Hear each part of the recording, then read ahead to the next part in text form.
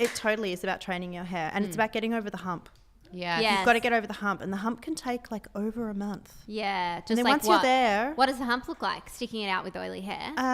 the hump looks like a lot of ponytails. A and top lot of knots. headscarves. Yeah, but oh my gosh, the hair clip thing is like the best thing that happened to me. I saw you were rocking it. We're rocking about 10 hair clips at MBFWA. That was a complete accident. Someone asked me if I did my hair myself. I said, what do you mean? Run out of the hotel room, stick a plait in and just shove all the clips in and hope for the best. And voila, you end up in W magazine. It's the beauty of the trend though. It's just like the more the merrier. I saw you from behind and I was like, ooh, who did her hair? That looks great. I saw you from behind and I thought, ooh, who's that model? Stop. Flattering. Stop it. No, it was a lot of fun last week, and I learnt a few things about dressing for Fashion Week. Oh yeah. As well. Give us tips. I think if you're always wearing at least one thing of your own, especially on the top half, you get less stressed because you don't worry so much about sweat. Like when you're learning pieces. If you are, Yes. yeah. I mean, I try to wear as many of my own clothes as possible. I really love that about you. Often like we'll see something or be at an event where like we're a bit iffy about something, but we wouldn't really say it on our social media. And then I go home and I just click on your Insta stories and you're just having a total rag on it. And I love how honest that is. And I'm like, wow, she's so ballsy that she will go and say those things. Look, I think honesty is sort of becoming through like not intentionally, and I didn't plan it this way, but it's sort of becoming a bit of my brand. It is honesty your in brand, fashion. for I sure. think there aren't that many fashion writers in the country who have the freedom that I do. I can probably count them on one hand, and that's pretty much those of us who work for newspapers. I feel like when people like hear that you're this amazing fashion editor, it's like so glam. Can you tell us like Monday morning, like you're waking up, other people are like going to some drab jobs, like what does yours look like? What's a Monday for Mel Singer? It's been a big couple of weeks. Why? What's been happening? Well, there was Fashion Week, and it was back on the weekend, and then straight into a really busy week of stories, and I think it's all just caught up with me as well the past sort of few weeks. Yeah, you travel like nuts. Like when we see you, we're like, oh, like where are you off to next? And you're like, oh, tomorrow I'm in Sydney, then I'm in Brisbane, I'm going to Paris next week actually, and then I'm in New York for this thing. That can't be me. I haven't been to Paris for work yet. It must be the other Sorry, one. I was London. New I York, think it was London. London, yeah. I've been overseas a few times this year already. Last year I counted, I did 18 trips to Sydney. Oh my God. Plus, 2 New gazillion. Yorks and some other And personal we were on travel. one of the New Yorks. You were on one of the New Yorks. I actually, that was such a thrill for me. Whenever I go somewhere and I have friends, I'm always a very happy camper. It was so fun, and we bumped into you on the plane on the way there, and we were literally like fashion plane. Like we were seeing Pip Edwards from PE Nation, and Emma Abrahams was there from Heart of Bone. Exactly. Right. It was a little crew. Yeah. and then we ended up staying on the same street. Like that was so random. How rando. But that's New York for you. New York is full of coincidences. You always bump into someone from home, or there's always some little coincidence about New York. It's got that sort of magic about it. And we thought we were busy at a fashion week because, like we go to a lot of shows and we find it quite tiring, and, like we're always sick by the end of it. But you, like watching you work there was another level because you have to go to the shows all day and then you go home and you're in bed or whatever and you're still writing about everything you saw that day. And yeah, you have finger food for meals. I remember. That's a sad story. Yeah, if I'm lucky.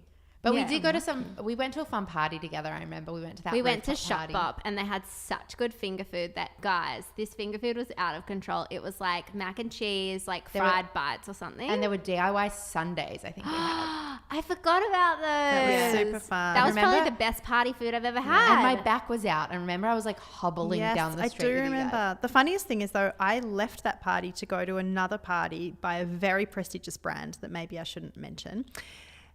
And it was crap.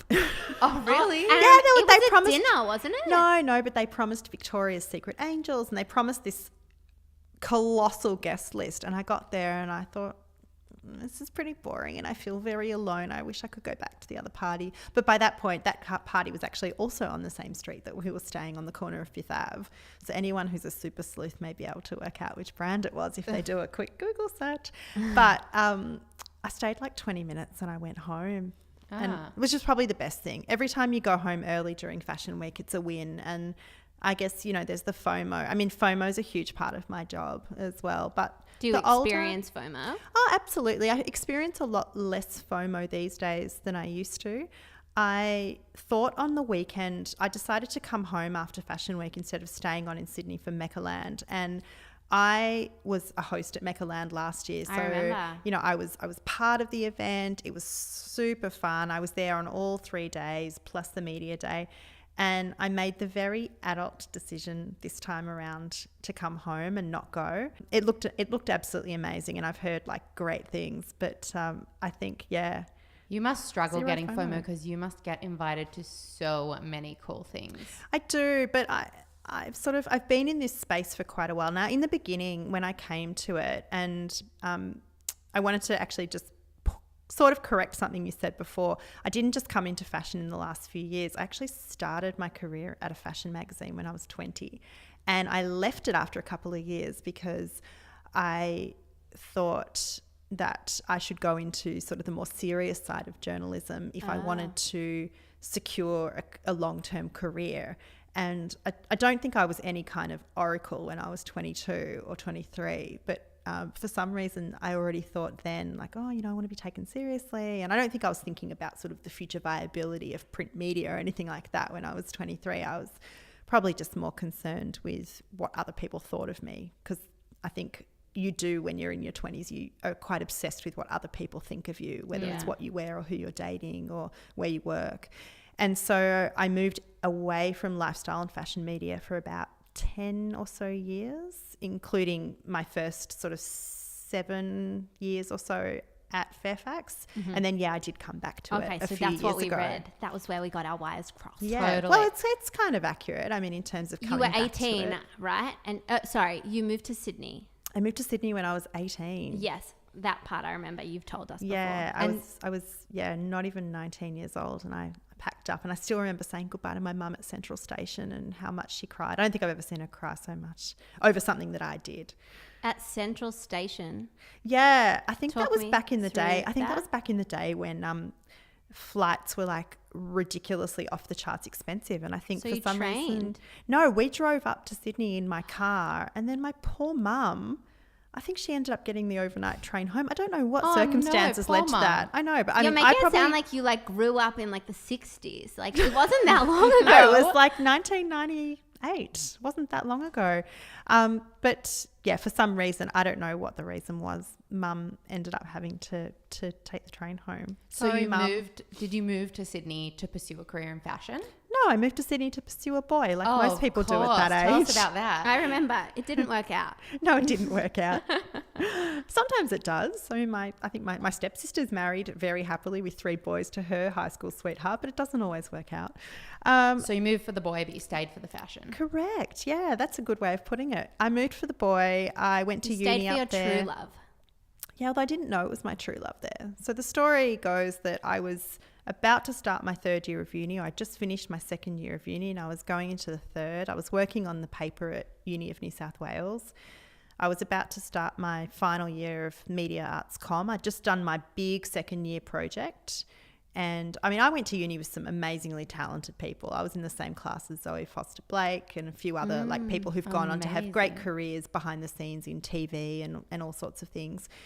And we'd just done this massive 2nd year project, which to this day I can't actually understand what I did. It was very, you know, like some uni projects are just so like abstract and out there. And I think if I watched it now, I'd just be like, what the hell were you thinking? Yeah, we were talking about this before and how like a lot of our team went to RMIT and it was all such practical stuff that was really awesome. Like I remember I used to do we used to create, I guess they were podcasts. We didn't call them that then. And we literally learned how to like create and edit podcasts back then. How really forward is that? We did like video editing. I think when I studied media and communications, it was like under this kind of, I guess, through this sort of crystal ball that, you know, in the future we're all going to be digital journalists, and what does that mean? And it was kind of on the cusp of everything changing.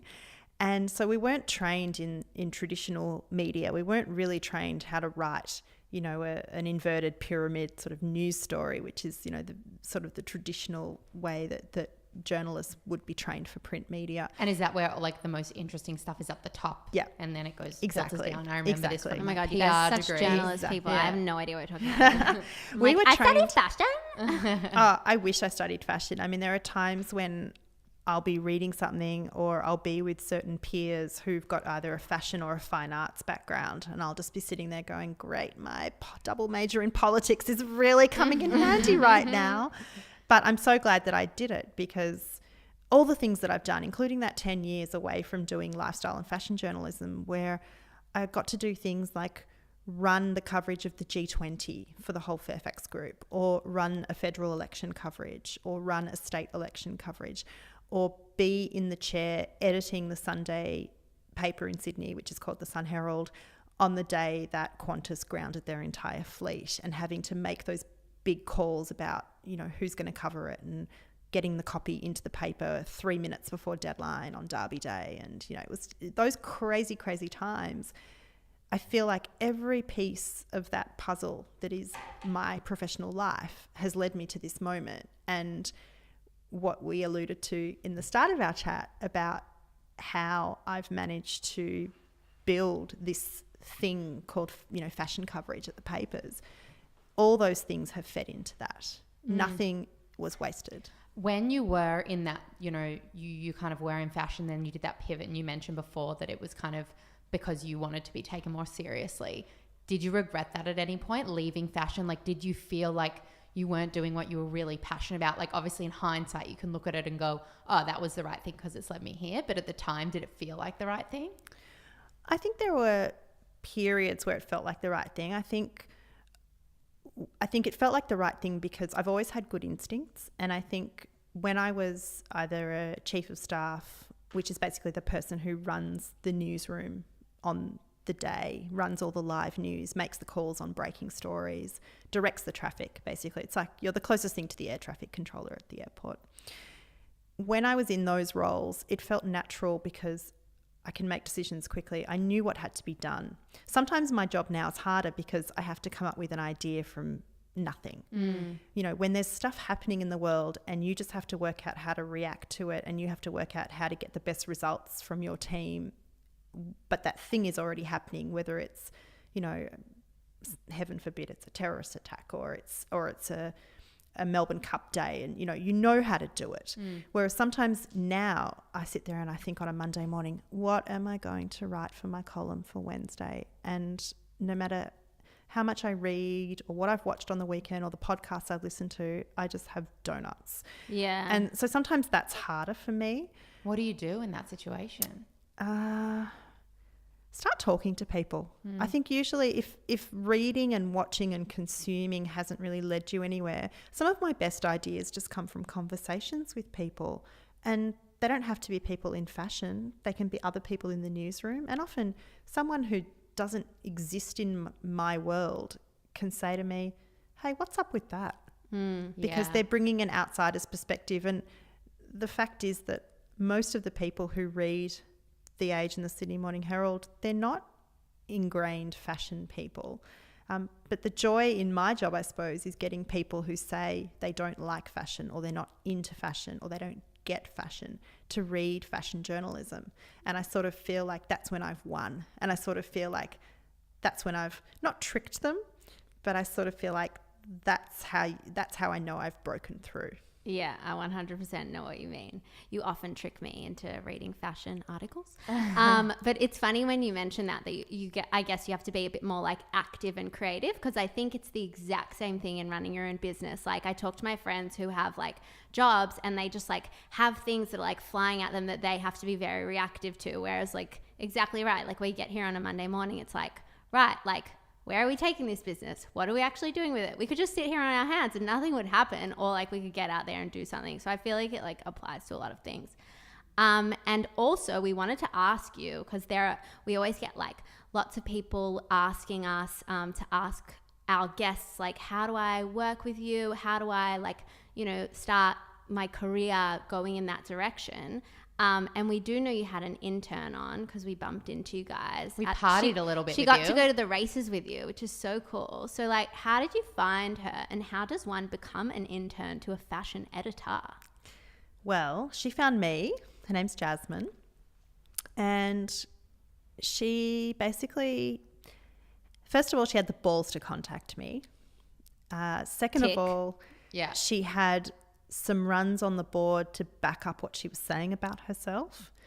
I'm all for passion and enthusiasm and a love of fashion, but she actually could show she'd had published work. Not all of it was fashion, but I could at least see she had the ability to write. She could obviously meet a deadline. There were a few things that if I was going to take her on as an intern during the busiest and most stressful part of the year, I needed to know that I had somebody I could trust who I wanted to guide and help, but not babysit. And I think that's a really important distinction to make. I don't want somebody who's ready-made and doesn't need my assistance in any way, because I feel that defeats the purpose. I wanted someone who was hungry to learn and nothing was really beneath her to do. And when I say that, I don't mean getting coffees. I don't think that's, a core part of being an intern, even though it might. It looks like it on the bold type. Well, yeah, there's a lot of things I love that show, but there's a lot of things about that show that drive me nuts. Is there a fashion closet in your office? In my office? Yeah. No, but there is a beauty cupboard. Okay. So I do get sent a lot of beauty and lifestyle samples. And actually this goes back to your earlier question about the perks and the gifts. 95% of the stuff that I get sent actually goes into the cupboards, and twice a year I hold a massive sale in the boardroom, and all the money goes to a really great charity that helps women who've been victims of abuse. And That's awesome. amazing. yeah, and I'm really proud to say that I've managed to turn a lot of those freebies into more than $10,000 in donations on behalf of the aged staff. Oh, and my goodness. I know my colleagues at the Sydney Morning Herald, because I'm not based there, I can't be as involved in that, but they also hold similar sales, and they also donate to, I think, their equivalent organisation in New South Wales. So that's so incredible, because we also, in the beginning when we were first influencers, we were like, oh my God, free stuff, we're getting sent things left, right and centre. We were loving it. Oh, loving. And then we started to realise that we had like a lot of bags of crap around, and it was like, Not crap, just not things that we needed. well, Stuff. and stuff that other people would love, just not us, because we already had so much of it. So since we've come into this office here, we've got the gifting cupboard now, but really it does just sit in there. Like, we put a lot of things that we get in there. Yeah. And we have a lot of great notebooks and candles and things like that. Makeup, like eyeshadow palettes. We have like a gazillion eyeshadow And palettes. how many can one person really use at one Exactly. time? And then as soon as you open them, they're like time bombs. They're starting to go off. So Yes, Yeah. I true. think, it does teach you a lot about really learning to know what's valuable. And, if say a makeup company is generous enough to send me, a box of stuff, then, I might pick one or two things out to take home and test or try. And sometimes they'll lead to stories. Sometimes they won't, and Yeah. that's fine. But in the main, when I get sent a lot of accessories and a lot of, bags and makeup and occasionally clothes, and they're not always appropriate for me. Yeah, I think that's such a good idea to sell them Oh, off and do it's something great, good and it with makes them. me feel good, and it makes me feel like at least I can, number one, I can share the perks of the job with my colleagues. Yeah. And number two, we can then share those perks. We can keep paying it forward. Yeah, that's and so and I know that it doesn't stop when the money reaches the organisation we support, which is the St Kilda Gatehouse, and we've supported them for a few years. I know it doesn't stop there, because then those women can help their children and so on, and it keeps going on and on and on. So Completely. I think that's a way to really use fashion and use our industry for good. That's so nice. I think for us as well, we have stopped saying yes to a lot of gifting. And, it was hard in the beginning, because we were like, oh, we're being offered something for free. And That's- even like people that work here with us, they're like, what do you mean you say no to that stuff? And we're like, it's just too much. And you even Like, feel bad saying no, but it's actually a nicer thing to do sometimes. It's like, you must get sent things without people asking you, because people can just look up your address quite easily. Oh, absolutely. Yeah, we get that a lot. Sometimes as when well. I get asked, though, I do say, look, I don't really need a pair of sneakers, or I don't really need a pair of jeans. I'd really love you to donate it to a women's shelter. Or is there a way that, we can sort of turn it into something good. That's amazing. I would love if we offered to send someone a pair of tubes and they turned around and said that. We've only ever had yeses or nos, but I feel like that would be so nice if somebody turned around and asked us to send it to someone in need. You know what? It doesn't cost you anything to ask. And I find in life, whether it's my career or whether it's in my life, if you don't ask, you don't get. And as long as you do it politely and with humility, I think, you know, asking for things, especially if it's often the person wouldn't have even thought of that. But I think saying no can be very powerful. And I actually wrote a piece last year that has probably had a bigger impact than anything else I've written in fashion or anything, because I also do write some relationship and sort of more personal pieces and have done so probably for the past year. And I wrote one about that when I started to say no, my entire world started to change. And I think women in particular are pretty bad at saying no. Oh, I'm terrible at it. And it's so empowering. And I think It's the so more you empowering. can do it. I was listening to a podcast just yesterday. Ooh, what podcast? This morning. I think it was a Shameless conversation podcast. Mm-hmm. Okay. We love the shameless girls. And I think it was on their interview with the Veronicas. I was a bit behind on the Thursday episodes. Mm-hmm. I often run a bit behind on those ones. I sort of bank those, whereas the Monday ones I'm a bit more on the ball with. And they were having a chat with the Veronicas, and I think that's where it came up, because I'm seeing a tram, so I think it was probably on my commute this morning. Isn't that funny how when you listen to a podcast you get a visual at the same time? I've realized because it's connected instead like to a TV where you've got the sound and the sight. With a podcast you've got whatever was in front of you connected to that memory of that sound. Yeah, although for me, quite often I'm listening to the podcast and reading a news article at the same time, and not really giving my attention to either. How do you do that? That's two dialogues going on. That's too many. Yeah, it's not great. I'm a great multitasker, but even this morning I was reading this quite serious news story and I thought, I'm not really listening to this podcast. But I was sort of hopeful that if something really poignant was said, that it would cut through I'm my too brain much of a space. perfectionist for that. Like I need to give something my full attention. Otherwise I'll go back and listen to it later. Like I need to have fully absorbed Yeah, I it. just can't consume it. Like I can do like nails and TV or like nails and podcasts, but I can't do podcasts and TV. Like those are two, you know? That's definitely a bridge because they're both audio. Well, I can't do podcasts and it's reading. too many words. Yeah. It was a little bit much going on, but I was sort of trying to jam as much as I could into that commute. But I need to also learn to slow down. That's one of my big lessons. And another thing that I wrote about recently was when the whole issue about Instagram and likes came up, and I know that's we want to something talk about that I thought maybe we might end up talking about. I feel like we're on like three different tangents right now. We were are. talking about Shameless and the Veronicas. Okay, yes. And learning to say no. So the quote that I loved from that was, when you say no to somebody else, you say yes to yourself.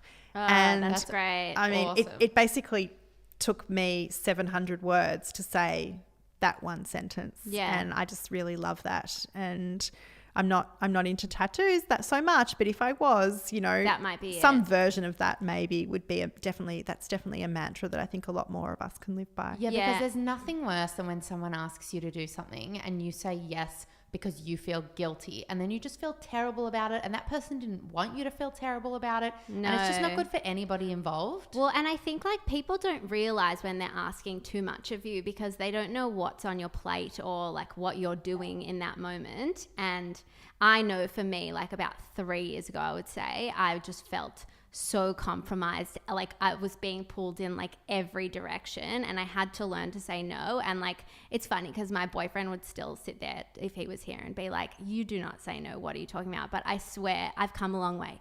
I have come a long way. I have too. Like when it comes to events, when we're talking about invites and events and FOMO and JOMO, I used to say yes to a lot more when I was returning to this part of journalism, because I needed to be seen. I needed to become more known amongst the different PR agencies or the influential people around town, so that I could get stories and make contacts and network. And I was going to a lot. I was probably going out, you know, maybe 3-4 nights a week, and then I tried to reduce it. And then I got sick sort of before I moved back into this space. But my health has always been a bit of a tipping point for me. So I can't go out too much because, you know, it can lead to, you know, my health sort of flaring up a bit, and then sort of putting myself out for maybe a week or Yeah, more. I'm the Stephanie is the same. Yeah, I'm the exact same. I need 9 hours of sleep every single night. So sleep's really important. Yeah. Stress is a huge trigger for, I've got an autoimmune condition that I keep really well managed, and a lot of people wouldn't know, other than I have some strange dietary requirements and so forth. Everybody does now anyway, so you can just blend right in. I know, exactly. And it's so funny. I got an email from a publicist yesterday about an event I'm going to next week, a charity event. And she said, now, I seem to recall you've got some sort of food thing, but just remind me again what it is. And I said to her, I don't know how you guys remember with every single person. I recently went to a hen's party, and I kid you not, every single person on the table had a different dietary. Yeah. And I just, at the end of the day, I said to the wait staff, I said, thank you so much for your patience, because I would go friggin' mad if I had to manage all those different, you know, quirks and everything. But yeah, so on events, I used to say yes to a lot more, and then I started to reduce it. And then I think I got to a point where I didn't really want to go out more than once or twice between Monday and Thursday. And now I'm sort of at the point where I look at every invite and I say to myself, am I going to get great content? And that can include a lead for a future story. I don't just mean Instagram stories. Or am I going to have a really good time? And if I can't say yes to one of those two things, I don't go. And I often talk about only going to the mission critical events. And you just have to get rid of your FOMO, and you just have to get over yourself sometimes. Yeah, I think love that idea of like making a little checklist of like, what's important to you? What do you want to get out of going somewhere or doing something? And if it's not ticking anything for you, and especially if it's just for someone else, what are you doing that for? Yeah, I should, you know, the worst sentence, I really should go. Oh, yeah. You know, and that can be a birthday party. That can be, you know, all sorts of events. It doesn't just apply to work events, but I should go. Well, recently I realized that I put myself out when I go to those things that I don't want to go to. And then the person who I'm going for, in quotation marks, it doesn't make that much of a difference to their life whether or not I'm there. It actually doesn't make a difference to their life at all. So now I've started to be like, well, they won't even notice if I'm not there, so I'm just not going. Well, and when someone else turns around to you and says, oh, no, I can't come, you're like, oh, cool. And then you're like, oh, they just said no, I didn't care at all. Yeah, exactly. You're so right. Like we put too much. I've agonized over these things. I've agonized over not being able to go to a wedding because it clashed with an overseas trip. I've agonized over, you know, work events and so forth. And yeah, in the end, I always find also honesty is the best thing. Yeah.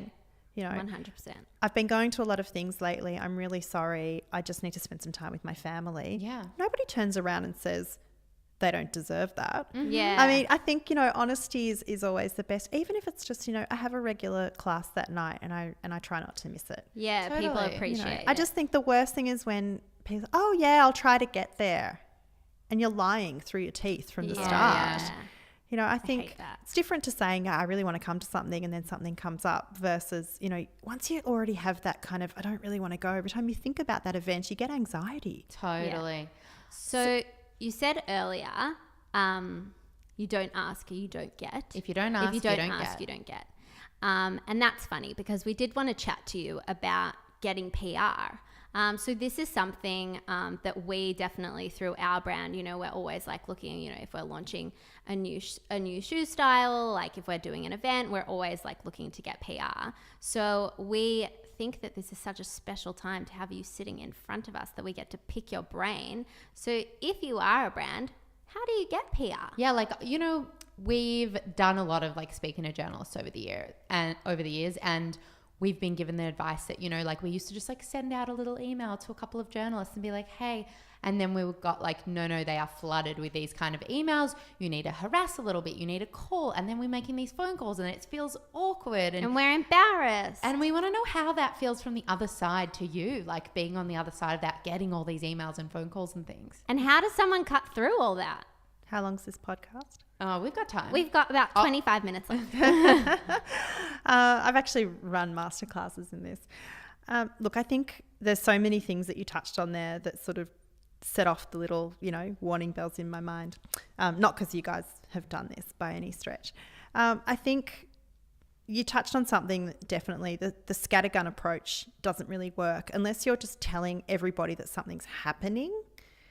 Then if it's just like we want as many people as possible to turn up to this thing, then fine, do that. Because to sit there and call, you know, every single person, it's not going to happen. And also journalists want to feel that, I mean, we're human. We want to feel a bit special. You know, I think tailoring your approach to different people is really important. I think one of the things that irks me the most is the generic email. Never mind the hi Mel, and I can spot a template a mile away. Yeah, totally. Same. Or if it says hi there, they're out. Yeah. Right? Hi there. Hi beauty. That's another good one. We sometimes get hi lovely, and it's like singular, and we can tell because there are two of us. So yes, yeah. There's a lot of red flags. I mean, journalists, what are we known for? We're known at having excellent bullshit detectors. So I think, don't try to fool us, because it'll just really put us offside. I think, look, definitely tailoring an approach. So I think it's really important, if you're a brand or if you're an agency acting for a brand, to sit down and say, who's our target audience with this story or with this piece of information? And before you go targeting a specific outlet, do your homework and make sure that whatever you wrote was your target matches the audience of that publication. Or can you tailor that message or reframe the message to match that audience?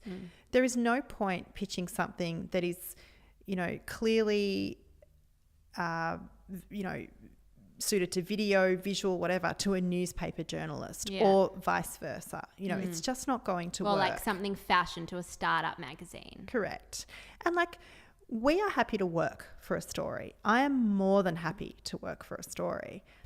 But I don't want to have to basically bend over backwards just to make a square peg fit in a round hole. And when something's just too hard or too compromising, that's the other big one, it's too compromising, big red flags, you know. And I've got 100 stories I could do on any given day, and it's about what rises to the top.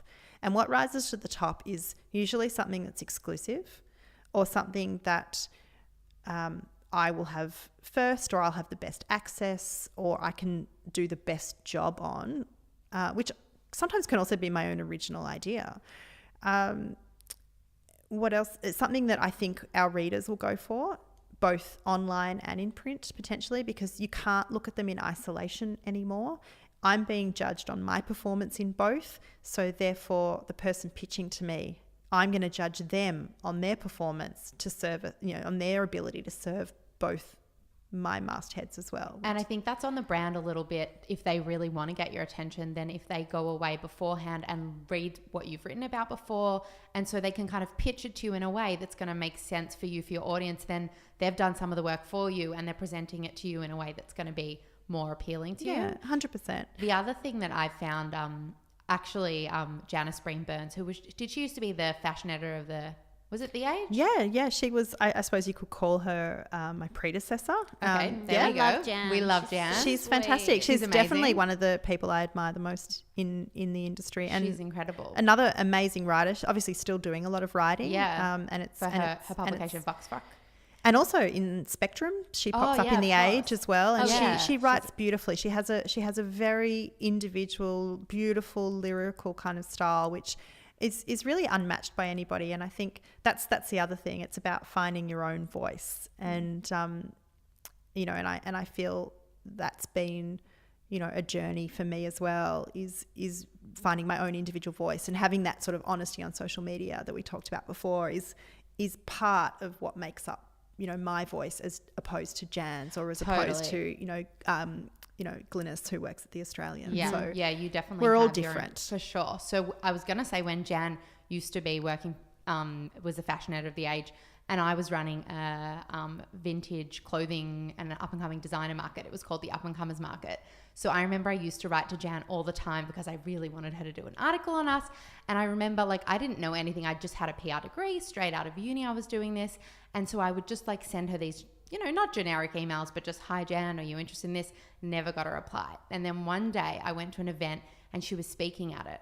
And then afterwards I wrote to her, and this was genuine, and I said, oh, hi Jan. I think she was getting an award, and I was like, hi Jan, I saw you speaking at this thing the other day. Well done on that award. You spoke so incredibly. And then I wrote her an email, and instantly I got a reply from her saying, thank you so much. And like you said before, journalists are just humans, you know, and yeah, that wasn't, anyone would appreciate that. Exactly. Like going out of your way to do research on the publication, but also doing research on the person. If somebody's gone and they're following you and your Insta stories and they're kind of like building a relationship that way with you, I'm sure that goes a long way. 100%. And although while I do have some reservations about the infiltration of work into Instagram and other social media, I do find that, you know, it has put me in contact with a whole range of new people, especially young designers who may not have access to someone like me through the front door, which I guess my front door is my email inbox. So they've found other ways to connect with me, sometimes quite effectively. Yeah. Sometimes less effectively. But yeah, definitely tailoring a message. Definitely also, I think if you read the person's work, I guess working in a newspaper, we're not huge fans of the straight branded kind of story. But if somebody who works in PR can say, hey, I represent this client, we'd really love to work with you on something, possibly could we look at doing a trends piece, or could we look at doing, you know, some other kind of, you know, story that points to a bigger picture. Yeah, perhaps. that you just mention them in as well, but yeah, it's a or larger there are story. ways I can work with them. You know, one of the most pleasant PR experiences that I've had in this job happened a few years ago. I was approached by an agency here in Melbourne that wanted to get their client into a story. And this was when I wasn't just doing straight fashion, I was also doing lifestyle. And rather than approach me to do a profile piece on their client who worked in the interior space, they came to me with this idea about what if we got together a group of, say, half a dozen people who the very wealthy and connected people of Melbourne have in their black book or on their speed dial when they want to have an event, when they want to get, you know, buff for a special event or a trip, when they want to deck out their house with flowers. And it was sort of like Melbourne's little black book. Yeah.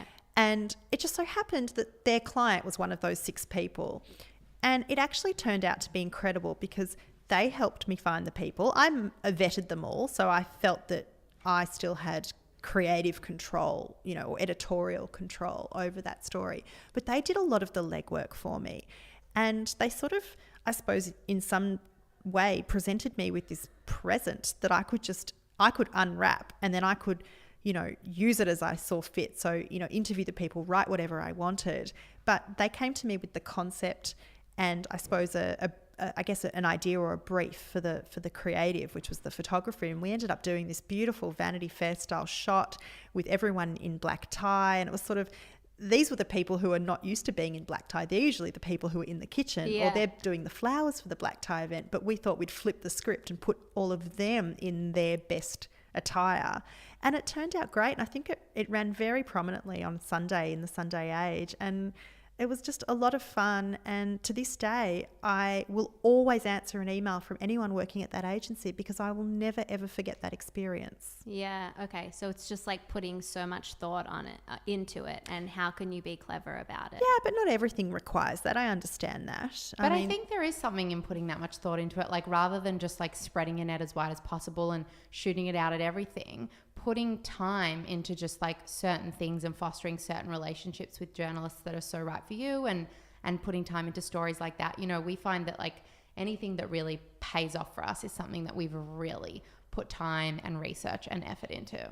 Yeah, I agree. And I think also I can't underestimate the value of actually having FaceTime with people. I know it's really, really hard, and it's really hard for me. And I'm often the culprit who says, I'm sorry, I just don't have time to meet up. But if somebody lands in my inbox, or if somebody contacts me and says, you know, can we just get together to talk about a few of our clients? You know, we're having, we're a little bit challenged in getting them some press, and just want to throw some ideas around. And I'm also really happy to give people feedback. Often PRs will come to me and say, hey, we're thinking of doing an event with this talent, or we're thinking of doing this kind of event. And obviously we're talking in confidentiality. Yeah. And I'll say, look, I honestly think that person's oversaturated, or I honestly think that date's not going to work because there's this, and this happening.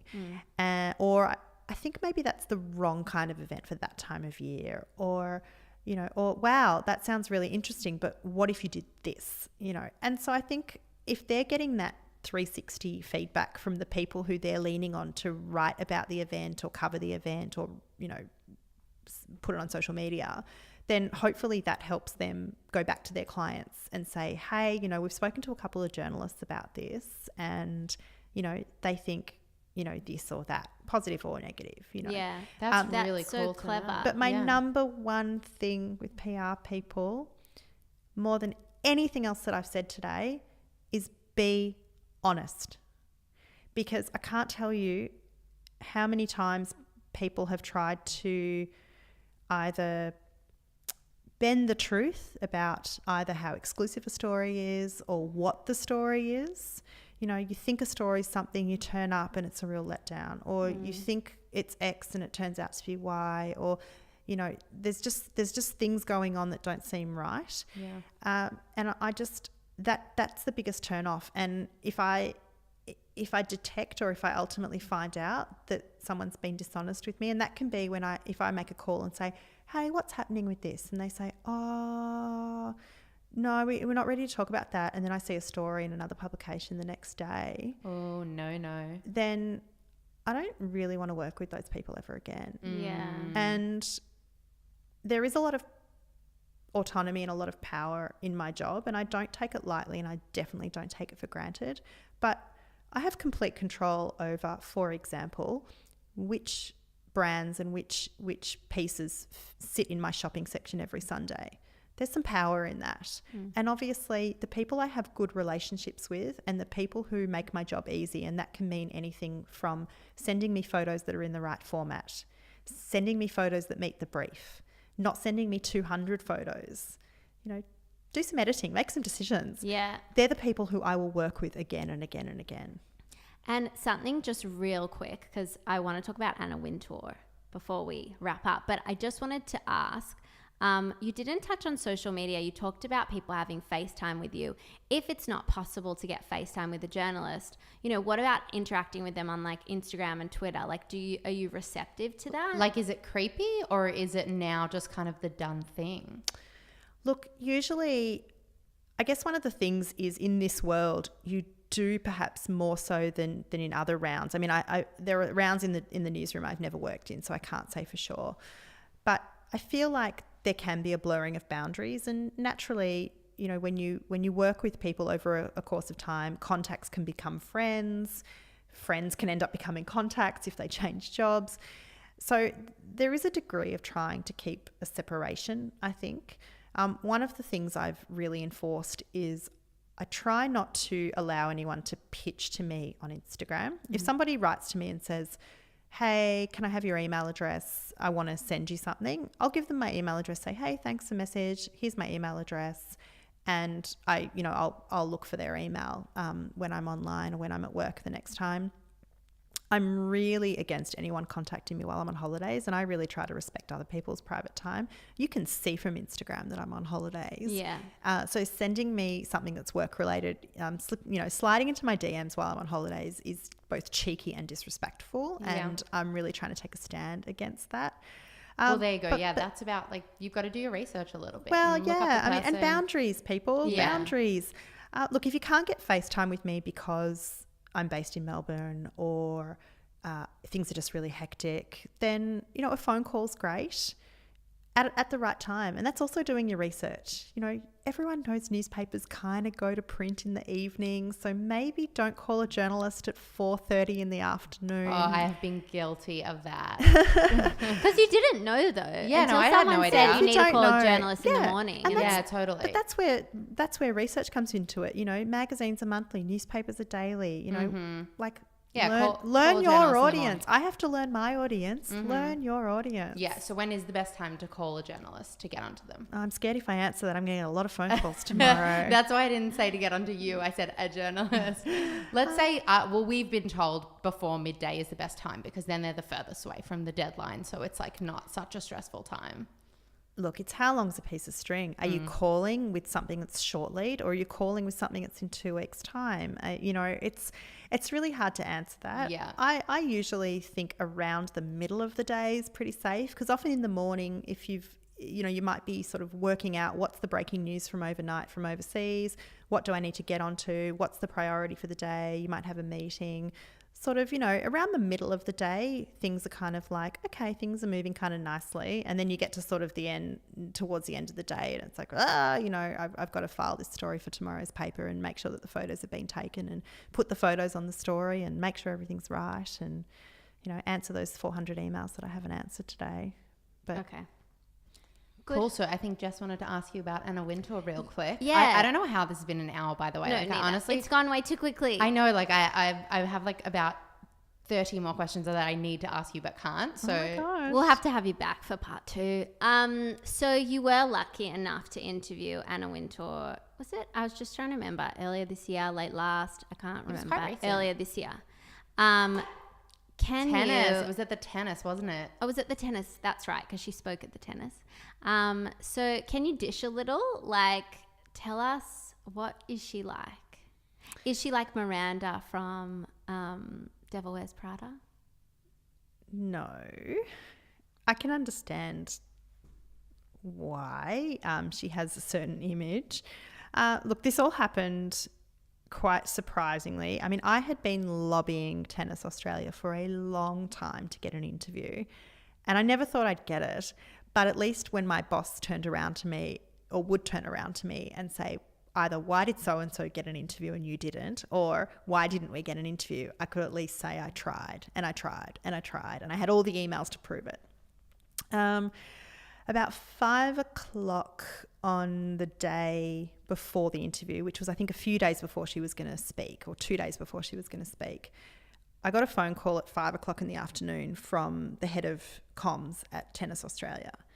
And she's not somebody who I know particularly well, but I suppose someone who, you know, felt she could have a bit of fun with me. And I answered the phone and she said to me, "What are you wearing tomorrow?" And I said, "Come again?" And she said, "It's Prue. His name's Prue Ryan. What are you wearing tomorrow?" I said, "I don't know." She said, "Well, you might want to rethink it." And it took me about, you know, when your brain is sort of a little bit behind your ears, and it took me about 4 seconds, and I worked out what she meant, and I actually squealed. And I don't fangirl a lot in this job. I've had a few moments where I have really, I don't like the phrase pinch myself, but I've had a few moments where I've thought, wow, I'm lucky, I'm fortunate, I'm privileged, but gee, I worked really hard to get here. And good for you that you can like recognize that in a moment like that. Well, I think also a lot of it's about trust, isn't it? You get access because somebody trusts you to have that access, whether it's Anna Wintour or last year I got to interview, pretty much exactly a year ago, I got to spend like 2 hours with Christian Louboutin. Oh my God. Like what a thrill. And he was fantastic. But Anna... Oh my God, a funny story about that actually. The other day our dad messaged us because obviously we have a shoe label, and he was like, "Girls, I'm in Paris. I've just found this new amazing shoe label. You have to check it out. Christian Louboutin." And we were like, "Oh, Dad." Firstly, our dad's French. Secondly, worked in fashion and like not out of touch at all. This was just like one of those rare moments for him that he was like so off the mark. Oh, bless you, Dad. Yeah. But sometimes isn't it great sometimes when somebody from outside of fashion just makes you realize how, I guess, encompassing and how, you know, ensconced we are in it. You know, like when I went to New York Fashion Week, when I spent some time with you guys, I would come home at night from the shows and I was staying with my best friend at her apartment, and she does not work in fashion. And I'd say, "I saw this one and I saw that one and I did this," and I'd be really hyper. And she'd say, "Who? Eat some rice." Yeah. Like, "Thank you." Yeah, totally. You know, you are not all that. yeah. Or I think, you know, or I was out on a date with my now boyfriend, and he said, "Oh, I really like your bracelet." And I said, "Oh yes, you know, da da da da." And I told him where it was from, and it was from a, you know, a quite high profile French label.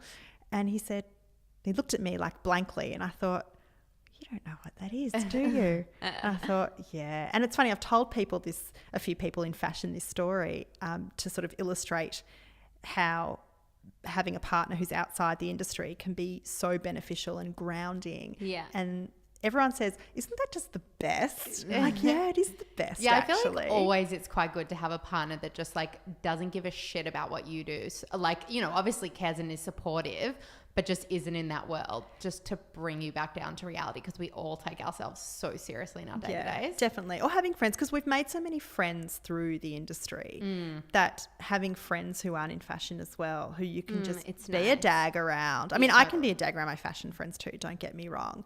But I think just, having people in your life who just remind you about what's really important. I think that's really key to working in an industry that does have a lot of gloss and bubbles. Totally. But back to Anna. Yes. So I rocked up to the interview. I agonized over what to wear. And my friend Rochelle, who's also a writer, she is often my go-to person for advice when I have to go to a pressure cooker situation from a fashion point of view. She's also incredibly encouraging, and she'll always make me feel like I can do this, even when I'm freaking out. She actually helped me get my first job. So she's somebody who's sort of been influential in my career for a long time, and although now we're more friends than work contacts. But so she gave me some great advice on what to wear, and I picked out my outfit and went along and had to wait in a bit of a holding area for Anna. And then the journalist from the Herald Sun, Kim Wilson, she went in first, and I wasn't sure if that was a good thing or a bad thing for me going second. But anyway, I didn't have, I just had to roll with it. So I went in after Kim, and funnily enough, Kim had left her bag on the floor. I don't know if that was just because she was so excited, or it was all very, like the way you leave something at like a boy's house when you like them, just to be like, oh sorry, Anna, maybe. Anyway, it actually turned out great for both of us that she did, and the reason is because at the end of the interviews there was an excuse for Kim to come back into the room, and also for Luke Dennehy, who actually used to work at the Herald Sun but has been working with Tennis Australia, to come in and say, oh, before you go, Anna, would you mind doing some photographs with the journalist? And so Kim and I each got to have our photo taken with Anna, and to this day that's still my most liked Instagram post. And not that we're counting likes. No, it doesn't matter. No, it'll be hidden anyway, so it doesn't matter. Not counting likes, but even so, it's a great souvenir and something to tell my kids about. And I think also when you work in this world, there's a lot about it that people who aren't in the world, like we were just talking about, can't really relate to. But she's definitely somebody who people know, and people say, oh, like even if they say, oh, that's the Devil Wears Prada lady, well, you're like, yeah. So I think I was promised 5 to 10 minutes and I got 12. So I thought, doing well. I did a lot of things for that interview that I don't normally do. First of all, I studied for hours the night before. I watched everything that I could. And Anna Wintour does not give a lot of interviews, so there wasn't a lot to go by. There were, some pieces. There was a great thing she did with Grace Coddington that was about 6 months old or 4 months old at the time. So that was great to have. And I went in and I had my questions written out in longhand, which I just don't ever do. But I thought, I have one chance to get this right. I cannot waste even a second. And I remember about going into the room or waiting in the hallway, and all I could think to myself was just shut up, ask the questions, let her talk, and do not ramble. Don't say a word that you don't have to, because I thought time is so critical that I can't afford to waste any of it on my own garbage. So I did that, and I put the questions in the order that I thought was best. I know the question that you're probably wanting to ask, and everybody has asked me. Yes, she took off her glasses. Oh, because she's always got those sunnies on. Always got the sunnies on. And I have to say, when she took them off, at first it was actually a little bit disarming, because you never know normally whether she's looking the person in the eye or, it was, at first I had to took me a few seconds just to adjust, and I thought, okay, my mind has registered this, and now I just have to get straight into it, because I knew someone out there had a watch going. And so, look, I was really happy with how it went. The great thing that I've got that I'll never ever share with anybody is I've got a recording of the full interview on my phone. Oh my God, and amazing. I think, you know, it's great that I get to meet these people and I have my photograph with them and I get to write a story about them. But to me, the most precious thing that I've got is the stuff that never gets written. And not because it's off the record or anything like that. And obviously, you know, you have to abide by all of those things. But it's because there's always more said than you can fit into a good story. When someone's a really good subject, it's what you're leaving out that is the biggest challenge, not what you're putting into the story. And there was a bit of that with her, but she was great because she was professional, she was warm. I think she appreciated the research that I did. And I think the difference between interviewing her and, say, interviewing another type of celebrity or anybody else I meet in my day-to-day is they're not necessarily judging me as a fellow journalist. And that's probably what was the most intimidating part about going into that interview. Not her fame, not her notoriety, not her reputation, but what will she think of me as another female journalist? And to me, that was both the scariest thing, but also the greatest opportunity to make myself feel that I deserve to be here. Yeah. That's Totally. so cool. Really I love cool. that. What a moment to end on. Love that, Mel. Seriously, honestly, could sit here with you for hours and hours, but I do have to get to a Pilates session. Very important. Self-care, Right? Self-care and saying no to something else, which in this case is me. I know, which I really don't want to because honestly could keep talking. But we always do like to end off our interviews with some quickfire questions. So we'll throw them at you. What celebrity would you most want to interview? Lady Gaga. Cool. She'd be I love amazing. her. What is your favorite show on Netflix? On Netflix. Oh my gosh, I get so confused between the two. Or Stan. Yeah. Or Hey You, any of them really. Oh my gosh. Lately my favorites have been Bold Type and Billions. Oh, I've got to get back into Billions. Those are both Stan, I think. They're good ones. What fashion brand do you think people most commonly say wrong? Hermes. Yeah. Hermes? Is that what they say? Hermes. Yeah. Oh, yeah. And it's also Moet, people. Moet. Our mum speaks Moet, it is, hey. Because everyone says Moe like they're saying it so well. And it's nope. Our mum speaks fluent French, and one time she said Hermes to me, and I was like, what did you just say? And she was like, I don't know, people make fun of me when I say it right. Yeah. So you can't win. Don't dumb yourself down for other people. It's so hard knowing which have the silent ones and which ones don't. Like, it's Vetements, but it's Hermes. Yeah, it's hard to keep track. It's really hard. The last one, this is a random question. If you were moving overseas, what 3 items would you take with you, non-negotiable? Wow. Is my mum an item? Definitely. She can be. Yeah. Although she's always there on my phone. I would definitely take a phone so I could stay in touch with everybody back home. I would take a real camera because I've recently, actually since Fashion Week in New York, I took a real camera and the quality of the photos that I took Yeah, I was remember you had the camera great. with It also made me feel a bit more professional. And also I think the value of having a real camera when you're traveling or when you're really wanting to be in the moment somewhere as opposed to having your phone. Yes. It's being able to create memories without having the distraction of a phone. That's so true. Like you're not connected, but you Yeah. can still capture. Yeah. I mean, I'm probably wasting an item by saying that. you. But- No, I feel like your mum, your phone and your camera, I'll give you that. And a really great pair of sneakers.